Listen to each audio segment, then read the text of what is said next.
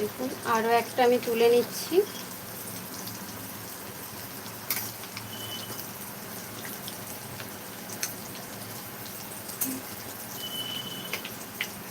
এটা একটু বেশি করে বন্ধুরা ব্রেড ক্রাম্বস মাখাবেন, নইলে একটু ছেড়ে যাওয়ার চান্স আছে। আমার ব্রেড ক্রাম্বসটা আমি প্রথমেই একটু মাখানোয় কম হয়েছে, একটা আর একটু ব্রেড ক্রাম্বস যদি মাখানোর সময় দেওয়া হতো তাহলে ছেড়ে যাওয়ার ভয় থাকে না, যেহেতু ডাল গরম তেলের সংস্পর্শে আসার সাথে সাথেই ডালটা একটু ছেড়ে যায়। তো আর একটু আপনারা ব্রেড ক্রাম্বস বেশি করে দেবেন, তাহলে ছেড়ে যাওয়ার ভয়টা থাকবে না। কখনো কখনো হয়ে যায়, কিন্তু এত সুন্দর ফ্লেভার আসছে আপনাদের কি করে বোঝাবো এখান থেকে। অবশ্যই আপনারা বানিয়ে ট্রাই করুন, তাহলে বুঝতে পারবেন।